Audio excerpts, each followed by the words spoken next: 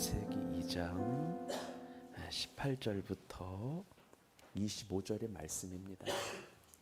찾으신 줄 알고 교독하겠습니다. 18절부터 25절입니다. 여호와 하나님이 이르시되 사람이 혼자 사는 것이 좋지 아니하니 내가 그를 위하여 돕는 배필을 지으리라 하시니라.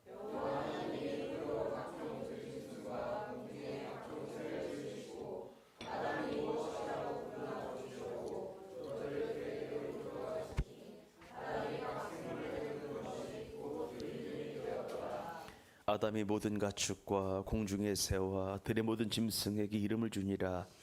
아담이 돕는 배필이 없으므로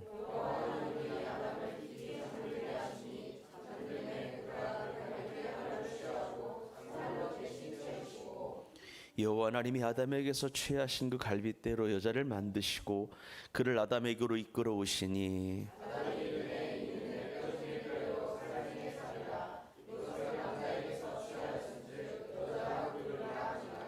우리 24, 25 같이 읽겠습니다. 시작. 이러므로 남자가 부모를 떠나 그의 아내와 합하여 둘이 한 몸을 이룰지로다.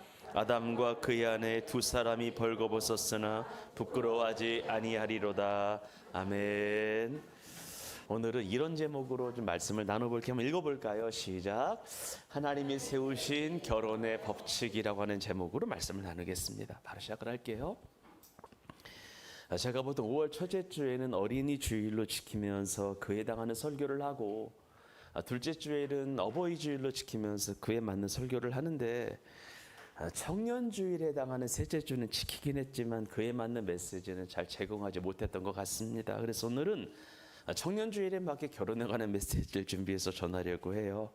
그런데 생각해 보니까 우리 아내미 결혼하신 분들도 있고 결혼하여 아이를 낳고 기르시는 분도 있는 걸 아는데 그런 분들은 하나님께서 우리의 결혼 생활을 하나님 한번 점검하시라고 이런 말씀을 듣게 하시나 보다 생각하고 마음 열고 들어주시기를 바랍니다. 우리는 모두 한 남자와 한 여자가 만나 한 가정을 이루는 결혼 예식에 가본 적이 있습니다. 결혼 예식. 그중에 어떤 성도님들은 수십 혹은 수백 번 정도 결혼 예식에 축하금을 들고 가본 적이 있었을 것 같아요. 저도 최소 100번은 넘는 것 같은데 150번 되는 것 같아요. 결혼식에 참여한 횟수가. 그러면서 결혼식 당일에 축하를 내주러 가게 되면은요, 뭐가 그렇게 좀 신랑 신부는 얼굴에 정말로 터질 듯이 싱글벙글하면서 행복해하죠. 어느 누구 우려하는 사람이 없죠? 아닌가요? 다 결혼식 당일날에 신랑 신부가 다 웃고 있던데, 물론 한두 명 정도는 우는 사람을 가끔 봤는데 거의 웃는 것 같아요. 그렇지 수아야? 많이 웃었죠. 정말로 결혼식 주인공들은 정말로 좋아 죽어요. 거의 뭐 이날만 기다렸다는 표정을 짓고 있습니다. 행복해하죠. 그러면 도대체 결혼이라고 하는 것이 무엇이기에 당사자들에게도 기쁨을 주고 축하해 주러 가는 하객들에게도 기쁨을 주는 걸까? 도대체 뭐기에? 무엇이 결혼이 도대체 뭐라고? 결혼한 당사자들도 행복하고 축하해 주러 가는 하객들도 기쁨을 선사하는 걸까, 여러분들? 그렇습니다. 결혼이라고 하는 것은 한번 따라합시다. 이 땅의 작품이 아니라 하늘에서 만든 하나님의 작품이기 때문이다. 그러니까 메이드 인 랜드가 아니라 메이드 인 헤븐이에요. 하나님 만드신 거예요. 하나님이. 우리 아멘 합시다. 결혼 하나님 만드신 거예요. 이 땅의 작품이 아니에요. 결혼을 설계하시고 결혼 제도를 만드신 분이 누구이신 거예요? 하나님이신 거예요. 결혼은 하늘에서 하나님이 만드신 것이기 때문에 모든 이들을 행복하게 하는 거예요. 모든 이들이 미소 짓게 하는 거예요. 또 결혼이 기쁨을 주는 이유가 뭐냐면 결혼은 한번 따라합시다. 하나님의 뜻이기 때문에. 여러분, 하나님의 뜻은 재앙이 아니라 평강인 것을 믿으시면 하면 합시다. 그렇기 때문에 결혼을 통해 평강이 오는 거예요. 여러분, 창세기 2장 18절을 보게 되면 결혼에 관한 정의가 나오는데 읽어볼까요? 시작. 여호와 하나님이 이르시되 사람이 혼자 사는 것이 좋지 아니하니 내가 그를 위하여 돕는 배필을 지으리라 하시니라. 여기서 여러분들 잘 봐요. 사람이 뭐 하는 것이 좋지 않대요. 혼자 사는 것이, 독차는 것이 안 좋대요. 그리고 내가 그렇기 때문에 내가 그를 위하여 돕는 배필을 지을 것이다 말씀하고 있는데 이런 거예요. 결혼의 필요성을 제기하신 분도 하나님이시고요. 결혼 제도를 실제적으로 고안하시고 제도하신 분도 누구이신 거예요? 하나님이신 거예요. 아무리 봐도 아담 혼자 사는 것이 안 좋아 보였다라고 하는 거예요. 그래서 내가 그를 위하여 어떤 배필을 지을 것이다? 돕는 배필을 지을 것이다 라고 결혼의 필요성을 하나님이 제기하시고 결혼 제도를 만드신 거예요. 그렇기 때문에 결혼하는 당사자나 결혼하는 사람들을 위하여 축하해 주러 가는 모든 이들에게 행복한 거예요. 한번 따라해요. 결혼은 하나님의 뜻이 맞습니다. 아멘이시죠? 하나님의 뜻이 맞아요. 물론 그중에 하나님으로부터 독신의 은사를 받은 분들도 있는데 우리 교회는 없는 것 같아요. 없는 것 같은데 개중에 있긴 있어요. 개중에 혼자 사는 것이 아니 혼자 살아가는 것이 주를 위하여 나을 법한 사람들이야 천에 하나 만에 하나 있긴 있지만 보통은 남녀가 만나 결혼하여 가정을 꾸리는 것이 더 큰 하나님의 뜻이다라고 성경이 이야기하고 있는 거예요.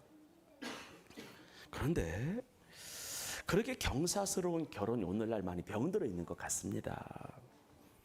여러분 결혼식을 앞두고 깨지는 경우 있어요 없어요? 있어요. 식장 잡아놓고 깨지는 사람도 있어요. 그리고 결혼하여 살아가는 동안에 거의 남남처럼 살아가는 부부도 생각 이상으로 많습니다. 제가 신방을 해보니까 알겠더라고요. 분명히 이런 거예요. 물리적인 한 공간 안에 있는데 하루가 지나도 말 한마디 안 섞는 부부 있어요 없어요? 있어요. 우리 교회 성도들은 대화를 많이 하셨으면 좋겠습니다. 부부간에. 그런데 분명히 물리적인 공간 안에 있어요. 가정 안에 있어요. 그런데 하루가 이틀이 일주일이 지나도 말 한마디 제대로 된 대화는 안 하는 부부가 있다라고 하는 거. 이런 거예요. 법적으로는 부부가 맞는데 가정에서 부부간에 실질적인 부부라고 볼 수 없는 말과 행동이 그 안에 있는 거예요. 이런 부부는 이혼만 하지 않았을 뿐이지 사랑과 부부애가 전혀 없는 결혼 생활을 지금도 하고 있다라고 하는 거예요. 그러면 왜 이렇게 됐을까? 서로에게 기쁨을 주고 서로를 웃게 하는 결혼이 왜 이렇게 서로를 불행하게 하는 일이 됐을까? 여러분들 결혼하신 분들에게 질문하겠습니다. 행복하려고 결혼하셨어요? 불행하려고 결혼하셨어요? 행복하려 결혼한 거예요. 그러면 서로에게 기쁨을 줘야 되잖아요. 근데 이 세상에서의 많은 결혼의 모습의 상태가 별로 행복해 보이지 않아요. 분명히 결혼이라고 하는 것은 하나님 만드신 작품이 맞아요. 하나님의 뜻이 맞아요. 근데 이렇게 귀하고 가치 있는 결혼이 이렇게 사람을 불행하게 만드는 일이 되었냐라고 하는 거예요. 왜 이렇게 결혼한 사람들은 아직 결혼하지 않은 처녀 총각들에게 혼자 살아 그게 가장 편하다라고 말하는 상황이 되었냐는 거예요. 우리 교회 부부들은 청년들에게 꼭 결혼해라고 말할 수 있기를 주의 이름으로 축원합니다. 혼자 사는 것이 속 편하라고 말하지 않기를 바라요. 그럼 왜 이렇게 됐을까 여러분들? 왜 이 정도까지 됐을까? 이런 것 같아요. 곰곰이 본문을 보니까 한번 따라합시다. 하나님이 만드신 결혼에 관한 이해가 없고 결혼에 관한 법칙을 모르기 때문에 이거 하나예요. 하나님이 만드신 결혼에 관한 이해가 없어. 결혼의 법칙에 관한 것을 잘 몰라. 여러분 우리가 이런 거예요. 결혼에 관한 이해나 이런 이해는 어떤 결혼에 관한 모든 것들을 예를 드라마를 통해서 영화를 통해서 이런 걸 통해서 아니면 선후배들의 결혼식장을 통해서 아니면 결혼 이후의 삶을 통해서 보고 배운 거예요. 지금까지. 그러니까 결혼을 영화를 통해서 책을 통해서 드라마를 통해서 결혼한 선후배를 통해서 그들의 삶을 통해서 결혼에 대해서 배우는 거야. 우리에게는 하나님이 만드신 결혼에 관한 이해가 없어. 주변을 통해서 책을 통해 영화를 통해서 배운 거야. 즉 우리에게 이런 거예요. 하나님이 생각하시는 결혼이 무엇인지에 대한 개념 정리가 없다는 거예요. 여러분 결혼이라고 하는 것은 하나님이 만드신 것이기 때문에 남녀가 만나는 것에서부터 시작하여 결혼에 이르고 결혼 생활을 하는 데까지 철저하게 하나님의 태초에 세우신 법칙이 있음을 믿으시면 하면 합시다. 있어요. 남녀 사이의 만남과 결혼과 가정 꾸리는 것에 대한 하나님의 설계도가 정확하게 있다는 거예요. 그런데 대부분의 예비 부부들이 하나님이 세우신 결혼에 관한 이해가 없어요. 하나님이 세우신 결혼에 관한 법칙에 관심이 없어요. 다 책에서 배워요. 선후배를 통해서 배워요. 영화를 통해서 배워요. 드라마를 통해서 배워요. 그렇다 보니 아무나 만나. 그렇다 보니 조건과 배경에 따라서만 만나. 그렇다 보니 능력이 없는데 만나. 그렇다 보니 결혼 준비가 전혀 안 돼 있는데 결혼을 하는 거야. 아무나 만나. 조건과 배경을 따져서 만나. 능력도 없는데 만나. 결혼 준비가 안 돼 있는데 만나. 그렇다 보니까 결혼한 다음 날부터 매일 싸우는 거예요. 매일 시끄러워. 매일 다퉈. 매일 싸워. 차라리 생각을 좀 더 하고 결혼을 늦췄어야 되는 거야. 그런 경우에는 아무나 만나. 조건과 배경만 따져. 성분만 따져. 능력이 없는데 결혼을 안 해요. 오늘날 크리스천을 포함해서 우리나라 젊은 남녀들의 결혼 준비를 한번 봅시다. 거두절미하게 말씀을 드리면은요, 결혼 준비는 하지 않고 결혼식 준비만 해. 대부분 그런 것 같아요. 부부가 평생 한 몸 되어 살 준비를 안 하고요, 결혼식 당일 준비만 해요. 대다수 예비 부부들은요, 결혼 자체를 위해서 아무런 준비를 하지 않고요, 결혼식 준비에 99%를 다 쏟지. 결혼식에 그 당일날, 그러니까 30분밖에 안 되는데 그거를 위하여 올인하는 것 같아요. 내 마음에 맞는 결혼식장 알아보러 다니러 바쁘잖아요. 청첩장 돌리러 다니기 바빠요. 인사하러 다니기 바빠요. 그런데 막상 결혼을 하려고 하는 예비 부부들이 하나님 아버지께 인사하러 오지 않아. 여기서부터 문제가 되는 거예요. 담임 목사에게 결혼에 관한 이런 방구 얘기도 없어. 이미 다 끝내놓고 얘기를 해. 어떤 사람 먼저 더 살아. 답이 없어. 신혼여행이라고 하는 것은 정말 오랜 시간 준비했잖아요, 여러분들. 그런데 정작 결혼 자체를 위해서 별로 준비하지 않아. 하나님께 물어보지도 않아.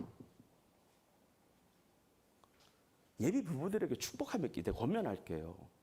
적어도 여러분 결혼식 6개월 남겨두고 금요철에 열심히 하시기를 바랍니다. 부탁드리고 여러분들. 예. 아멘이시죠? 예. 금요철에 아예 안 싸워요. 거의 90%의 부부들이 결혼식, 예단, 신혼여행에 99% 에너지를 다 쏟아. 결혼식에 올인해. 결혼에 올인하지 않아. 결혼식에 올인하는 거야. 함께 사는 데 생각을 해야 되거든. 근데 식장, 그날 당일 이벤트에 모든 정력을 다 쏟아. 그리고 주례를 위해서 막상 식장을 가보게 되면은요, 결혼식 시간이 30분이 안 되다 보니까 담임 목사가 성도들에게, 신부들에게 해줄 얘기가 별로 없어. 너무 시간이 짧아. 너무 시간이 짧아. 그렇다 보니까 결혼은 현실이자 평생 한 공간 안에서 사는 건데, 결혼 준비를 하지 않고 결혼식만을 준비했던 많은 부부들이 다투는 거야. 싸우는 거야. 갈등을 일으키는 거야. 이게 참 문제예요.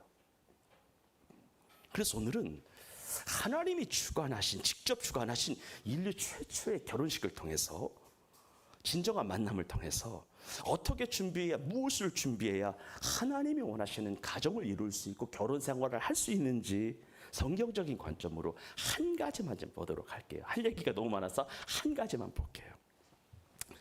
여러분, 결혼을 생각하는 부분은 잘 들어요. 크게 따라 합시다. 일과 경제적인 자립 능력에 대해서 깊이 생각하라. 일과 경제적인 독립 능력에 대해서, 일과 경제적인 자립 능력에 대해서 심사숙고하셔야 돼요. 100%의 경제적인 독립까지는 아니라고 할지라도 어느 정도 이상의 경제적인 독립 능력이 있어야만 결혼 생활을 할 수가 있다. 성경이 말한다. 여러분 잘 들어봐요. 성경적으로 접근할게. 창세기장을 보게 되면 아담과 하와가 만나 결혼하기 전에,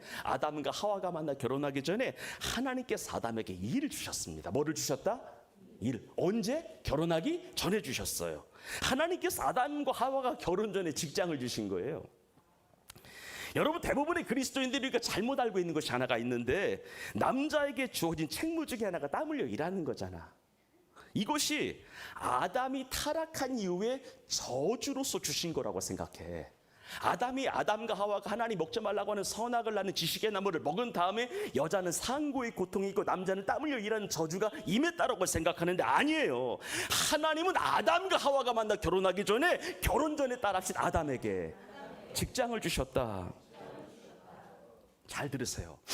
일이라고 하는 것은 저주로서 주어진 결과물이 아니야. 아담과 하와가 결혼 전에 주신 거예요.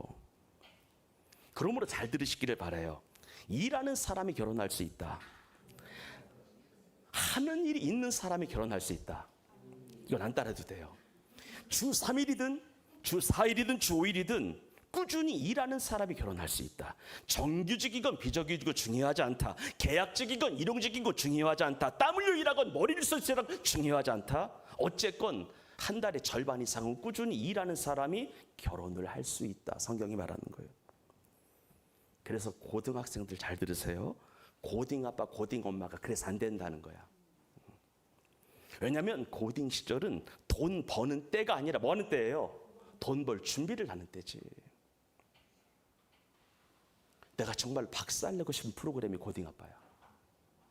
정말. 얼마나 호기심 부추겨. 저럴 수 있다라고 하는 것을 보여주는 것 같아. 17살 애를 낳고 18살 애를 낳는 거야. 아무 준비가 안 돼 있어. 일할 준비야. 아니 알바도 못해. 개념도 없어. 아무것도 못해. 써주는 데도 없어. 애를 낳았어. 심각한 문제 이게. 그러면 하나님은 아담에게 어떤 일을 주셨을까요? 크게 두 가지를 주셨어. 이건 기억해. 하나는 뭐냐면 하나님이 만드신, 따라합시다, 에덴 동산을 다스리며 지키게 하였더라. 여러분, 에덴이라고 하는 동산은 대단히 광활한 지역이에요. 작은 지역이 아니고 크고 광활한 지역이에요. 에덴 동산 주위에는 비손이라고 하는, 기온이라고 하는, 히데르게엘이라고 하는, 유브라데스라고 하는 넓은 강이 흐르고요. 대단히 광활하고 비옥하며 좋은 넓은 도시가 그 앞에 있었어요. 그런데 하나님께서 아담으로 하여금 그 광활한 지역의 숲과 하늘과 강과 호수를 다스리고 관리하는 막중한 일을 타락하기 전에 주셔. 여러분, 제가 정원 하나 관리하는 거 어렵죠, 여러분들? 여러분, 제가 우리 교회에 6가지 식물을 관리하거든요. 이 두 개, 이게 두 개 이름이 뭐죠? 수국. 이 앞에 두 개이 뭐죠, 이거? 이게 뭐죠, 이게? 몬스테라 관리하고, 저 뒤에 말리향 2개를 제가 관리하거든요. 여러분, 제가 쟤네 햇빛 안 보게 하는 것 같죠? 아니에요. 일주일에 꼬박 햇빛도 보여줘요. 근데 내 맥스가 6개야. 6개 이상은 못 돌보겠더라고. 전 이 일을 미 권사님 해주셨으면 좋겠는데. 이 6개를 햇빛 보게 하는 것 자체가 어려워. 나 이런 생각이 들었어. 6개지, 6개 돌보는 것도 이렇게 어려운데 에덴 동산 전체를 아담이 관리해야 됐다라고 하는 생각을 해봐요. 아마도 그 경상도 말로 쇠가 빠져라 일을 했을 거야. 진짜 하루도 거르지 아니하고 매일매일 허리가 휠 정도 이 사람 일을 했던 거예요. 옆 사람을 축복합니다. 열심히 일합시다. 열심히 일하셔야 돼요. 한번 읽어볼게요. 성경 읽어볼게요. 시작. 읽어봐요. 여호와 하나님이, 시작. 여호와 하나님이 동방의 에덴에 동산을 창설하시고 그 지으신 사람을 거기 두신 거예요. 그 다음이요. 9절 시작. 여호와 하나님이 그 땅에서 보기에 아름답고 먹기에 좋은 나무가 나게 하시니 동산 가운데에는 생명나무와 선악을 알게 하는 나무도 있더라. 강이 에덴에서 흘러나와 동산을 적시고 거기서부터 갈라져 내 근원이 되었으니 첫째 이름은 비손이라 금이 있는 하윌 나온 땅을 둘렀으며 그 땅의 금은 순금이요 그곳에는 베델리엄과 호마노도 있으며 둘째 강의 이름은 기온이라 구스 온 땅을 둘렀고 14절 15절 크게 시작. 셋째 강의 이름은 히데길 아수르 동쪽으로 흘렀으며 넷째 강은 유브라데더라. 여호와 하나님이 그 사람을 이끌어 에덴 동산을 두어 그것을 경작하며 지키게 하시고. 아멘. 경작하는 일이에요. 경작하는 일. 엄청난 노동을 한 거예요. 저는 6가지 식물을 기르면서 힘들거든요, 실은. 전 집에서 모든 식물을 없애버렸으면 좋겠어요. 신경 쓰여, 막상 저 길러보니까. 아무것도 안 길렀으면 좋겠어요. 그러니까 자식 두명 기르는 것도 어려운데 내가 식물까지 길러야 되나 스트레스를 받는데 에덴 동산 전체를 길러야 됐다. 되게 어려운 일인 거예요. 두 번째 어떤 일을 했냐. 하나님은 아담에게 에덴 동산 안에 사는 모든 들짐승들과 각종 새들과 곤충의 이름을 따라합시다. 짓게 하셨다. 이름 짓게 하셨어요. 여러분들, 사람의 이름을 짓는 일이 생각보다 어려운 일이에요. 많은 사람들이 이름 짓는 거 뭐 대수롭지 않게 생각을 하는데, 막상 무언가를 시작하려고 해서 회사명을 짓는다거나, 아내가 임신을 확인하고 나서 태명을 짓는다거나 할 때에, 그리고 아이가 태어나서 아이 이름을 짓는다라고 할 때에 생각보다 이름 짓는 거 쉬워요, 어려워요? 어려워요. 왜냐하면 이름이라고 하는 것은 아이들의 생김새, 아이들의 특징, 부모들의 기대, 부모들의 소망을 잘 종합하여 짓는 것이기 때문에 어려운 거예요. 물론 요즘에는 그 GPT라고 하는 것이 있어서 대충 물어보면 대충 알려주더라고. 주는데 그래도 어쨌건 이름 짓는 건 어려워요. 왜 어렵냐면요, 여러분, 생물학자들의 연구에 따르면은 지구상에 있는 모든 동물은 곤충을 포함해서 대략 100만 종류래요. 종류가 100만 가지래. 그러면 100만 가지의 이름을 아담이 다 줬다 생각해봐요. 쉬워요, 어려워요? 대단히 어려운 일이죠. 손으로 셀 수 없을 정도의 많은 동물, 많은 식물, 많은 곤충들의 이름을 일일이 다 붙여주어야 있다라고 하는 거예요. 그것도 아무렇게 대충 붙이는 것이 아니라 동물들의 생김새와 특징을 잘 고려하여 그것에 맞는 딱 들어맞는 이름을 지었다는 거예요. 제가 어떤 생각이 들었냐면, 석기를 가만히 보니까 석기스러워요. 무슨 말인지 알겠죠? 한성재 집사를 가만히 보니까 한성재 집사스러워. 그러니까 내가 가만히 보니까 부모님이 여러분들 이름 짓느라고 애쓴 게 맞아. 하민이 내가 신경 많이 썼거든요. 하나님의 백성이에요. 하준이 신경 많이 써서 하나님의 준비된 자예요. 근데 얘네들은 한자 이름도 있어요. 진짜 그런 마음이 있었어요. 근데 애 한둘 둘셋 다섯 여섯 일곱 짓는 것도 이렇게 어려운데 100만이 넘는 동식물 곤충까지 다 지었다고 생각했을 때 이 사람은 엄청난 노력을 한 거예요. 여러분, 일이라고 하는 게 있잖아요. 결코 저주가 아니에요. 일은 인간이 하나님 말씀에 불순종하여 저주로서 내리신 거 아니에요. 인간이 죄를 짓고 타락하기 전부터 하나님께서 인간에게 제일 먼저 주신 것이 일이에요. 따라서 인간은 자신의 재능과 열정을 잘 발휘하여 성실하게 땀 흘려 일할 수 있는 일이 반드시 있어야 돼요. 특별히 결혼을 하려고 하는 사람이라면 한번 따라합시다. 합법적인 테두리 안에서 일해야 한다. 일해야 돼요. 합법적인 테두리 안에서. 그래서 경제적인 독립 능력을 키워나가야 돼요. 여러분들에게 권면합시다. 권면할게요. 많이 버는 쪽에 무게를 두지 말고, 쉽고 빨리 많이 버는 쪽에 절대 무게 두지 말고요, 순수하게 일하는 쪽에 무게를 두기를 주의 이름으로 축복합니다. 그리고 일한 만큼 번다는 생각 갖고 일하시기를 바라요. 절대 일확천금 안 됩니다. 매달 들어오는 200만 원이 갑자기 들어오는 2천만 원을 이겨요. 이게 중요한 거예요. 매달 하는 게 중요한 거예요. 그러면 이런 질문을 목사님이 제기할 수 있을 것 같아요. 목사님, 제가 지금 결혼을 앞두고 있는데 아직 공부하는 중이라면, 그리고 무언가를 지금 준비하는 중이라면 어떻게 해야 되겠습니까? 아직 돈을 버는 것은 아니고 돈을 벌기 위한 어떤 경제 생활을 위한 지금 준비를 하고 있는데, 저 같은 경우는 어떻게 해야 됩니까? 사랑하는 아내, 배우자, 예정자 있는데 어떻게 하는 것이 좋겠습니까? 라고 물어볼 수 있잖아요. 이렇게 답변을 드릴게요. 만일 결혼을 앞두고 있으나 아직 뭔가를 준비하는 사람이라면, 결혼을 앞두고 있으나 뭔가를 준비하는 사람이라면 어느 정도 분명하게 직업을 선택해서 나아갈 방향까지는 확실하게 만드는 것이 맞다. 방향까지는, 내가 어떤 일을 통해서 살아가겠다라고 하는 방향까지는 확실하게 정하는 게 맞다. 만일 이 방향조차 정해지지 않았다면, 즉 이런 거예요. 공부에 대한 결과물이 3년이 되고 5년이 돼도 보이지 않는다면, 노력에 관한 결과물이 조금도 보이지 않는다면, 시험 공부에 대한 결과물이 아직도 보이지 않는다면 조금 유예하는 것이 맞다. 즉 공부를 한다면 공부가 어느 정도 맞춰진 상태여야 된다는 거예요.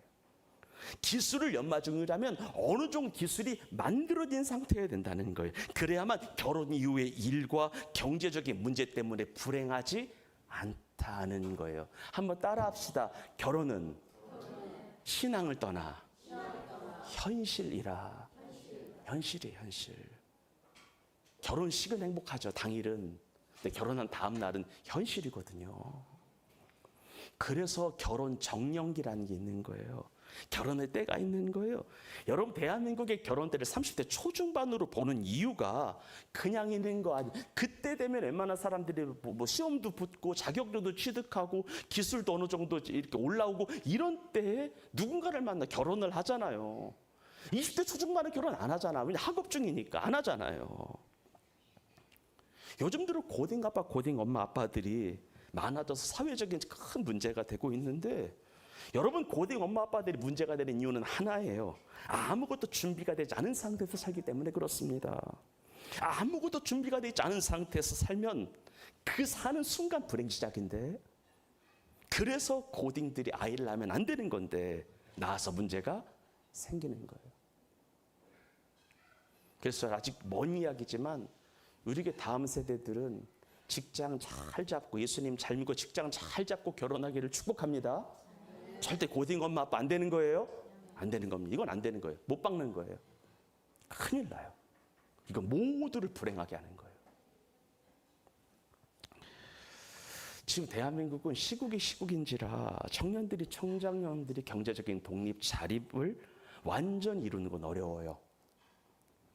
경제 성장률이 1% 미만인 이 대한민국 안에서 이미 저성장, 장기 불황, 정책이 들어선 대한민국. 여러분, 제가 학생 때, 고등학생 때는 우리나라 연평균 경제 성장률이 8%대였거든요. 7, 8%였어요.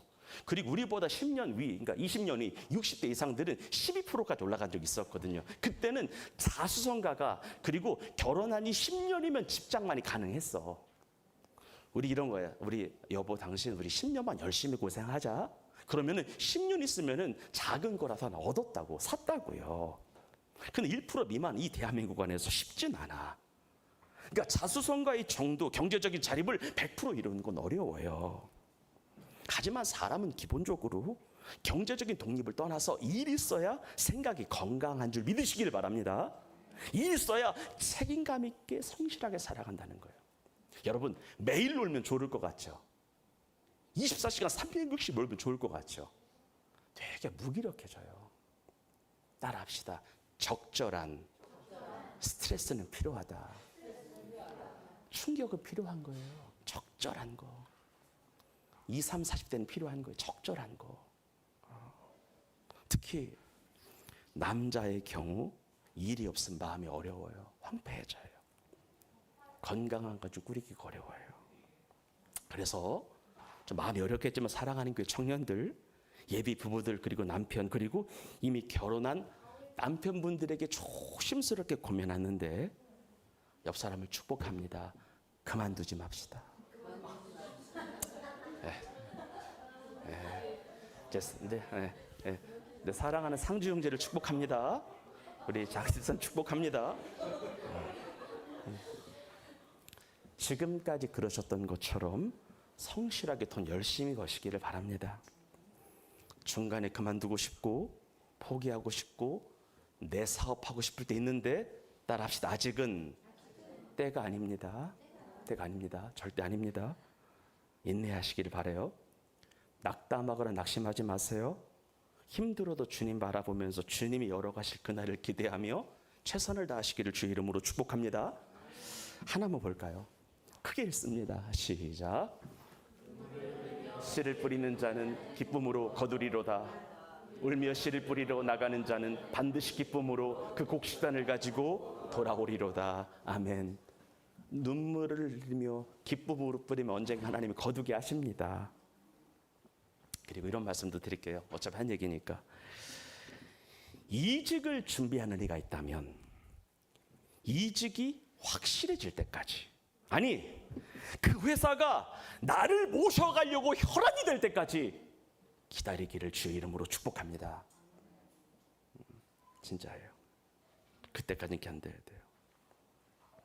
옆 사람을 축복? 이렇게 물어봐요. 축복해요? 회사 생활 힘들지? 잘 버텨. 시작. 잘 버텨. 잘 버텨요. 옆 사람 다시 한번 축복해요. 먹고 살기 힘들지? 잘 버텨. 거기 나온다고 딱히 다른 방법 없습니다. 일단은 매달 버는 것을 만족하시고 감사하세요. 진짜 여러분들. 그리고 직장이 아니라 얘기 더 할게요. 목사님, 저는 작은 사업장이든 큰 사업장이든 사업을 운영하고 있습니다. 이 사업장의 오너입니다. 이런 분들에게는요, 여러분 한 명이 있건 두 명이 있건 10명 있건 100명이 있건 사장은 어렵거든요. 어려운데요, 오너의 무게라고 하는 걸 생각보다 무겁고 버거운데, 이 대한민국 현재 이 상황 안에서 기도하시는 가운데 하늘의 지혜를 구하시기를 바라요. 그리고 하나님이 열어달라고 기도하시기를 바라요. 특별히 자영업 사장하시는 분들의 말씀드려요. 섣부른 투자하지 마시고, 빚내서 절대 장사하지 마시고, 내게 주어진 것 안에서 쓰시고 저축하시기 바랍니다. 그래요. 그리고 하나님 열어주십시오. 기도하세요. 하나님, 우리의 삶이 너무나 퍽퍽하네요. 열어주십시오. 하나님, 하늘의 문을 열어주십시오. 은혜의 문을 열어주십시오. 축복의 문을 열어주십시오. 우리 가정, 우리 기업, 우리 일터를 긍휼히 여겨주십시오. 수주가 되게 해주십시오. 판로가 열리게 해주십시오. 돕는 일을 붙여주십시오. 필요한 물질을 주십시오. 필요한 하나님의 은혜를 주십시오. 필요한 하나님의 사람들을 붙여주십시오. 기도하시기를 바랍니다. 사람에게는 없는 길이 하나님에게는 있습니다. 사람에게는 안 보이는 길이 하나님에게는 있습니다. 이 믿음 갖고 살아가시기를 주의 이름으로 축복합니다. 결론입니다. 힘들고 어려운 대한민국의 현실 앞에서 힘들고 어려워도 힘을 내셔서 열심히 일하시고 내게 주어진 인생에 최선을 다해 살아가셔서 하나님이 내게 결혼을 통하여 만남을 주신 그 만남을 더욱 기쁘고 행복하게 가져가시기를 바랍니다. 여러분들이 하나님을 의지하며 열심히 살아간다면 하나님이 반드시 열어 가실 겁니다. 기도하겠습니다.